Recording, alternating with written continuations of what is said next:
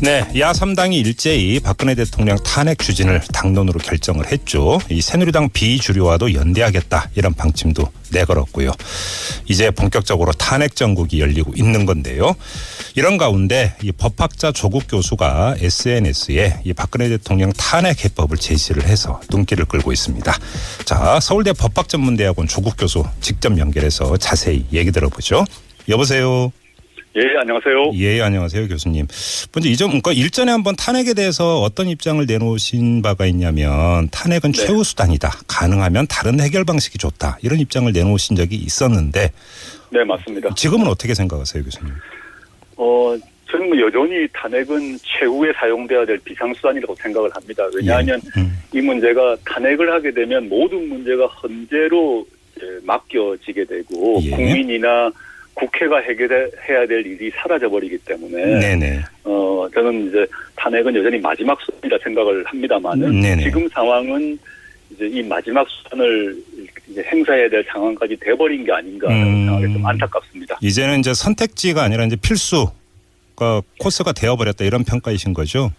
네, 근데 물론 이제 비탄핵 관련 여러 가지 방법을 포기해서는 안 된다. 네. 그런데 뭐 국정조사 같은 정치적 압박이라거나 네. 특검 수사 같은 이런 형법적인 압박이 무용한 건 전혀 아니죠. 여전히 네. 활용을 해야 되는데 그런데 지금 상태는 박근혜 대통령 이분이 전혀 일체 이제 협조를 하지 않고 네. 이런 상태이기 때문에 저는 이제 탄핵과 정치적 압박, 그다음에 형법적 압박 이런 것들이 동시에 같이 사용돼야 될 상황이라고 생각하고 있습니다. 지금 가용할 수 있는 수단을 모두 동원해서 박근혜 대통령을 압박을 한다면 예를 들어서 탄핵까지 가지 않더라도 박근혜 대통령이 스스로 뭔가를 결정할 수 있는 여지가 조금이라도 아직 남아있다 이렇게 보세요? 뭐 좀 비관적인데요. 사실은 네네. 박근혜 네. 대통령의 캐릭터라거나 현재 청와대의 대응 방식을 보면 비관적입니다. 그렇지만 탄핵을 하게 되면 시간이 오래 걸리는데 네. 탄핵 소추 이후에 헌재 결정까지 상당한 기간이 걸리는데 그 기간 동안 아까 말씀드렸던 정치적 압박이나 이런 법적인 압박이라는 것이 네. 그 소용이 없느냐 그렇지 않다고 보고요. 네. 탄핵은 탄핵대로 하되 또 다른 여러 가지 압박 수단 동시에 계속 가야 된다 생각하고 있습니다. 제가 왜 여쭤보냐면 뭐 일부 보도에 따르면 박근혜 대통령이 내가 뭘 잘못했는데요 이런 식으로 반문까지 했다고 하는 이런 그 뉴스 보셨죠, 교수님? 좀 보았는데요. 그 정말 몰라서 이런 반응을 보이는 건지 예. 또는 알면서 이런 반응을 보이는 건지 모르겠습니다만은 네네. 어떤 경우든 대통령으로서의 능력과 자격이 의심스럽다 생각하고 있습니다. 예, 알았습니다. 이 탄핵 방법과 관련해서 본격적으로 질문 드리기 전에 하나만 더 점검하고 넘어가겠습니다. 네네. 문재인 전 대표 같은 경우는 이 명예로운 퇴진을 계속 주장을 하고 있지 않습니까? 네네. 이 아무래도 이제 그 문맥상으로 볼 때 문재인 전 대표가 이야기하는 명예로운 퇴진이라고 하는 것이 본인이 대통령직에서 내려온다고 한다면 형사소추라든지 이런 것들을 피해갈 수 있는 방법 이런 것들을 정치적으로 해법을 그러니까 제시할 수 있지 않는가 이런 그러니까 그 계획인 것 같은데 네네. 교수님은 어떻게 평가하세요? 저는 그 명예로운 퇴진의 제안을 뭐 상세히 속마음은 모르겠습니다만은 네. 저는 이렇게 생각합니다. 그 문 대표님의 의견과 별도로 네. 박근혜 대통령이 현재 수사에 협조하고 네. 지금 야당의 제안들을 받아들일 경우 그런 소추가 면제된다고 하는 이러한 혜택이 가능할 거라고 생각합니다만 예. 박근혜 대통령이 현재와 같은 방식으로 사법기관의 그 각종 수사에도 응하지 아니하고 국민화업에도 반하는 행동을 계속하고 네. 그럼 계속 앞으로 각종 범죄 혐의가 더 드러난다. 이런 네. 경우에 있어서는 명예로운 퇴진이 이제 불가능한 게 아닌가. 이 명예로운 퇴진 여부는 현직 대통령에 대한 예우 차원에서 이제 뭐 제한할 수 있는 내용이지만 그 모든 문제는 이제 박근혜 대통령에게 달려 있다라고 생각하고 있습니다. 그렇죠. 또 이제 국민 정서가 어떻게 받아들인가 이 문제도 남아 있지 않겠습니까? 그렇습니다. 네. 예. 자, 탄핵 얘기를 한번 좀 가보죠. 지금 교수님께서 SNS에 이 박근혜 대통령 탄핵 통과를 위한 해법을 제시를 하셨는데 일단 어떤 내용인지 소개 좀 부탁드릴게요.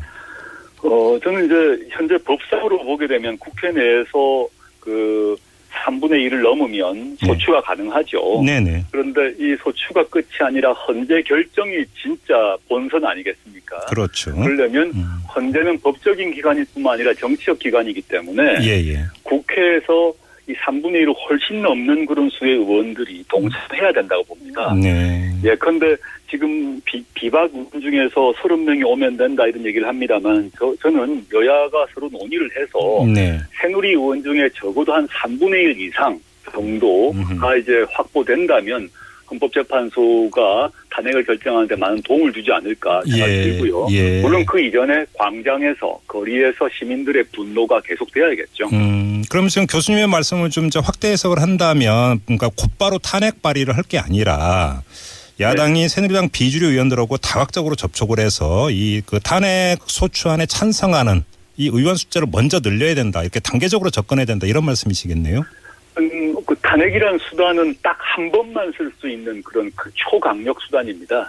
한 번 딱 쓰면 그걸로 끝이 나야 되는데 한 번 쓸 때 좀 잘 쓰고 다수가 결집되고 연대해서 박근혜 대통령에 대한 탄핵을 좀 소추하면 좋지 않겠는가 생각하고 있습니다.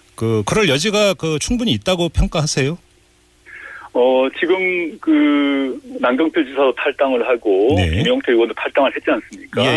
이 속에서 새누리당 자체가 큰 변화가 예상된다 생각합니다. 이럴 경우 이제 새누리당도 좀 새로 태어나야 될 상황이라고 한다면 여야를 넘어서 진보 보수를 넘어서 국정문란 사태이기 때문에 뜻을 모아서 탄핵 소추로 가면 좋겠다 생각하고 있습니다. 추가적으로 다시 한 번만 확인차 질문 드리겠는데요. 100만 촛불이 밝혀지지 않았습니까? 그럼에도 불구하고 탄핵 소추안 의결에서 더 많은 숫자가 꼭 필요한 이유를 다시 한번 좀 강조한다면 어떤 차원일까요?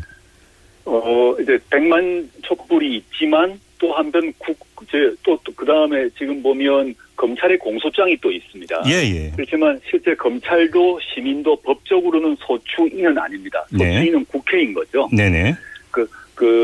법적인 의미에서 소추자가 많을수록 이걸 판단하는 헌재에서는 더 무겁게 이 판단을 내릴 수밖에 없다고 생각하기 때문에 그런 얘기를 하고 있습니다. 이거는 이제 교수님께서 아까 이제 전제로 이제 깔았던 헌법재판소는 법적인 판단 기관인과 동시에 정치적 판단도 한다라는 바로 그 점을 이제 강조해서 지금 말씀을 하시는 것 같은데요. 맞습니다.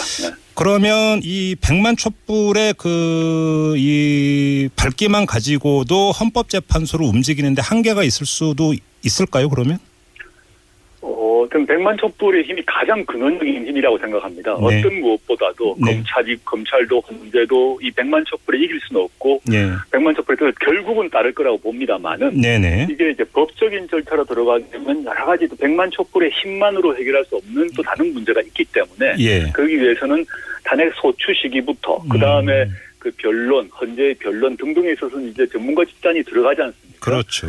거기 위해서 유리한 판단, 탄핵을 위해서 유리한 판단을 위해서는 첫 단추인 그 탄핵 소추, 국회에서의 탄핵 소추부터 좀 잘했으면 좋겠다라는 생각입니다. 그러니까 이제 국회에서의 의결 자체가 압도적인 숫자가 나와야 된다 이런 말씀이신 것 같고요. 그러면 분위기 자체가 달라지고 또 사실은 그렇게 되게 되면 박근혜 대통령이 탄핵 소추 이전에 스스로 사퇴할 확률이 조금이라도 높아지겠죠. 알겠습니다. 헌법재판소 이제 탄핵 심판 얘기를 좀 여쭤봐야 될 것 같은데 좀 그 전망이 엇갈리고 있습니다. 예를 들어서 9명의 재판관 가운데 6명 이상이 찬성을 해야만 탄핵 심판이 이제 인용이 되는 건데 이게 어떻게 될지 모른다라고 약간 조심스럽게 전망하는 분도 있고 헌법재판소는 정치적 판단도 하기 때문에 100만 촛불 민심을 무시하지는 못할 거다. 결국은 따라올 거다. 이렇게 보는 전망도 있던데 순수하게 헌법재판소 안으로만 한정을 한다면 교수님은 어떻게 진단하세요?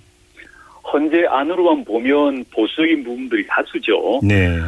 그리고 지금 특히 이제 이번 1월에 박한철 소장, 내년 1월에 박한철 소장, 3월에 이정미 재판관이 이제 그만두시는데 그 자리가 채워지지 않을 것으로 봅니다. 그러면 이제 7명으로 재판을 끌고 가야 되는데 7명 중에 6명이 그 탄핵에 찬성을 해야 되거든요. 그렇죠. 그러니까 이게 만만치 않습니다. 그래서 이제 좀 조심해야 되는 의견이 나오고 그렇지만 또한 동시에 만약에 이제 국민의 분노가 계속 지속되고 그 강도도 계속 지속된다. 분노의 지속성, 분노의 강도 이것들이 여전하게 되면 아무리 보수적인 재판관들도 여기에 반응하지 않을 수 없을 것이다라는 판단도 있습니다. 저는 아까 말씀하신 두 의견이 모순된다기보다도 네. 이게 동적으로 흘러가는 거다.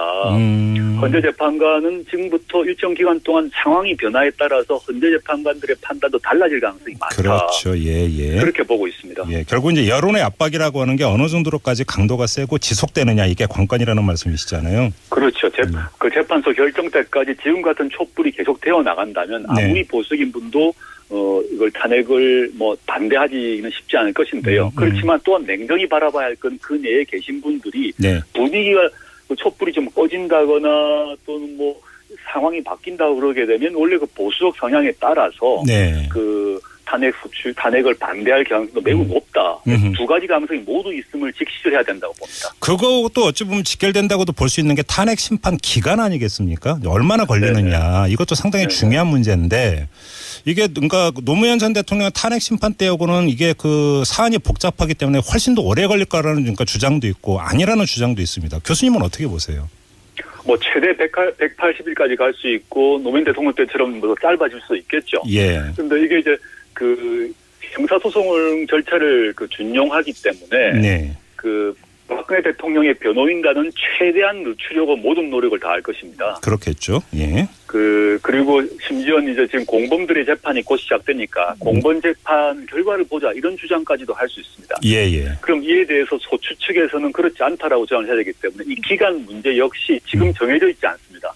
기간을 어떻게 할 것인가를 헌재 재판관들이 결정하게 되는데 즉 기간의 문제건 최종 결정의 문제든 간에 헌재 내부의 그런 역관계 그리고 헌재와 바깥의 역관계가 부딪히면서 동시에 돌아가는 상황이다.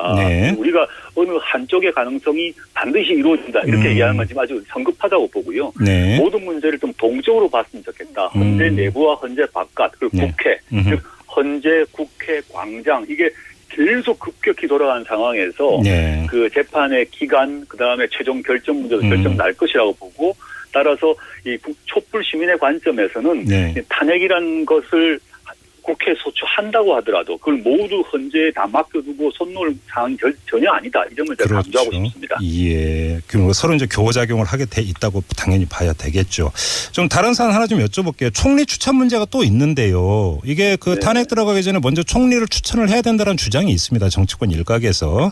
이런 주장은 황교안 총리 체제로는 가면 안 된다. 이런 판단이 선행되어 있는데 교수님은 어떻게 보세요? 근데 그 제안에 대해서 이제 박근혜 대통령이 이미 거절을 해버린 상황이라서 이 국회 추천 총리가 국회에서 총리를 추천한다 할지라도 대통령이 받을지는 좀 의문스럽습니다. 그렇다면 이대로 가는 수밖에 없는 거죠. 물론 제일 좋은 거는 좀 빠른 그 이전에 지금 같은 상황 이전에 국회에서 총리를 추천해서 통과하고 황교안 총리를 바꾸고 그다음에 그 특검 수사와 탄핵, 국정조사 이렇게 갔으면 좋았을 건데 세상이 항상 뜻대로 되는 것이 아니기 때문에 지금 상태에서 국회 선출 총리가 지금 이루어지긴 좀 어려운 상황이 아닌가. 왜냐하면 이 현행 탄핵되지 않은 상태에서 보게 되면 박근혜 대통령이 총리 임명권을 갖기 때문에 본인이 지금 안 하겠다고 선언을 해버린 거 아닙니까? 그러면 이 점은 어떨까요? 좀 또 일각에서는 황교안 총리로 그대로 간다 하더라도 지금 이 촛불 민심의 압박 속에서 본인이 다른 짓을 할 수 있겠느냐 이런 그 전망도 있거든요. 저는 아까 말씀드렸습니다. 헌재 관련해서 말씀드렸지만 그 촛불 민심의 이런 강도와 지속성이 유지된다면 황교안 총리가 대행을 한다 하더라도 이 사람이 아주 돌발적인 일을 벌이기는 힘들 거라고 봅니다. 그래서 저는 가장 근원적 힘은 촛불에 있다. 물론 이제 황교안 총리가 여러 가지 수를 쓸 수는 있다고 생각을 합니다. 역시 이제 국회와 촛불 시민이 모두 감시해야 될 사안이라고 봅니다. 그러면 한번 이 점은 어떻습니까? 지금 박근혜 대통령은 김병준 총리 지명을 해놓은 상태 아니겠습니까? 그럼 그냥 야권이 전격적으로 김병준 총리 지명을 받겠다. 만약에 이런 시나리오는 어떻게 보세요? 그것도 가능하겠죠. 황교안보다는 김병준이 낫다 이런 판단을 할 수 있는데요. 그 점에서 이제 김병준 총리가 더 나을 거라는 판단을 할 수 있는데 또한 굳이 그렇게 또 해야 되는가의 판단도 있습니다. 즉 김병준 총리를 인정을 하게 되면 오히려 대통령의 권한을 인정하는 셈이 될 수도 있습니다. 대통령이 이 사안에 대해서 협조적으로 국회에 대해서 협조적으로 나온다면 그런 선택도 가능할지 모르겠습니다만은 예. 지금 대통령이 국회와 국민과 검찰을 모두 무시하고 피의자 공소장에 이름이 올랐음에도 불구하고 국회, 국민, 검찰을 모두 무시하고 청와대에서 지금 농성을 벌이는 상황이거든요. 이런 상황에서 그분의 임명권을 인정하는 것이 옳은 건지 좀 의문이 있습니다. 그나저나 지금 대통령이 검찰 조사를 거부를 하지 않았습니까? 네. 법학자로서 이런 모습은 어떻게 보세요? 너무 황당하고 지금 박근혜 최순실 게이트를 일으켜서 그 주범인 게 확인되었지 않습니까? 그러면 자숙하고 반성해야 된다는 게 있고요. 그러니까 본인이 스스로 1차 대국민 그 반성문 담화에서 반성을 하면서 검찰 수사 특검 수사를 받겠다고 했는데 자신이 임명한 검찰총장에 의해서 수행된 그 검찰 수사를 맹비난하는 이런 모습은 좀 부끄러운 일이다라고 생각합니다. 그래요. 알겠습니다. 자, 오늘 말씀 여기까지 들을게요. 교수님 말씀 잘 들었습니다. 네, 감사합니다. 네, 지금까지 서울대 법학전문대학원 조국 교수와 함께했습니다. 생각하고 있습니다. 예, 알았습니다. 이 탄핵 방법과 관련해서 본격적으로 질문 드리기 전에 하나만 더 점검하고 넘어가겠습니다. 문재인 전 대표 같은 경우는 이 명예로운 퇴진을 계속 주장을 하고 있지 않습니까? 이 아무래도 이제 그 문맥상으로 볼 때 문재인 전 대표가 이야기하는 명예로운 퇴진이라고 하는 것이 본인이 대통령직에서 내려온다고 한다면 형사소추라든지 이런 것들을 피해갈 수 있는 방법 이런 것들을 정치적으로 해법을 그러니까 제시할 수 있지 않는가 이런 그러니까 그 계획인 것 같은데 교수님은 어떻게 평가하세요? 저는 그 명예로운 퇴진의 제안을 상세히 속마음은 모르겠습니다만은 저는 이렇게 생각합니다. 그 문 대표님의 의견과 별도로 박근혜 대통령이 현재 비관적입니다. 그렇지만 탄핵을 하게 되면 시간이 오래 걸리는데 탄핵 소추 이후에 헌재 결정까지 상당한 기간이 걸리는데 그 기간 동안 아까 말씀드렸던 정치적 압박이나 이런 법적인 압박이라는 것이 그 소용이 없느냐 그렇지 않다고 보고요. 탄핵은 탄핵대로 하되 또 다른 여러 가지 압박 수단 동시에 계속 가야 된다 생각하고 있습니다. 제가 왜 여쭤보냐면 일부 보도에 따르면 박근혜 대통령이 내가 뭘 잘못했는데요 이런 식으로 반문까지 했다고 하는 이런 그 뉴스 보셨죠, 교수님? 좀 보았는데요. 그 정말 몰라서 이런 반응을 보이는 건지 또는 알면서 이런 반응을 보이는 건지 모르겠습니다만은 어떤 경우든 대통령으로서의 능력과 자격이 의심스럽다. 네, 맞습니다. 지금은 어떻게 생각하세요, 교수님? 저는 여전히 탄핵은 최후에 사용돼야 될 비상수단이라고 생각을 합니다. 왜냐하면 이 문제가 탄핵을 하게 되면 모든 문제가 헌재로 맡겨지게 되고 국민이나 국회가 해결해야 될 일이 사라져버리기 때문에 저는 이제 탄핵은 여전히 마지막 수단이라 생각을 합니다만은 지금 상황은 이제 이 마지막 수단을 이제 행사해야 될 상황까지 돼버린 게 아닌가 하는 생각이 좀 안타깝습니다. 이제는 이제 선택지가 아니라 이제 필수가 코스가 되어버렸다 이런 평가이신 거죠? 네, 근데 물론 이제 비탄핵 관련 여러 가지 방법을 포기해서는 안 된다. 네, 야 3당이 일제히 박근혜 대통령 탄핵 추진을 당론으로 결정을 했죠. 이 새누리당 비주류와도 연대하겠다 이런 방침도 내걸었고요. 이제 본격적으로 탄핵 정국이 열리고 있는 건데요. 이런 가운데 이 법학자 조국 교수가 SNS에 이 박근혜 대통령 탄핵 해법을 제시를 해서 눈길을 끌고 있습니다. 자, 서울대 법학전문대학원 조국 교수 직접 연결해서 자세히 얘기 들어보죠. 여보세요. 예, 안녕하세요. 예, 안녕하세요, 교수님. 먼저 그러니까 일전에 한번 탄핵에 대해서 어떤 입장을 내놓으신 바가 있냐면 탄핵은 최후 수단이다. 가능하면 다른 해결 방식이 좋다. 이런 입장을 내놓으신 적이 있었는데.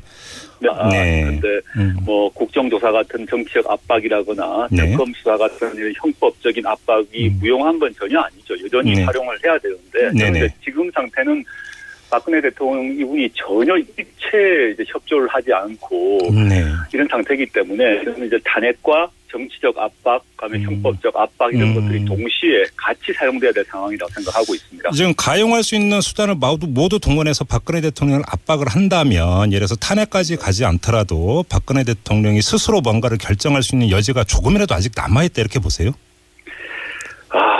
좀 비관적인데요. 사실은 박근혜 대통령의 캐릭터라거나 현재 청와대의 대응 방식을 보면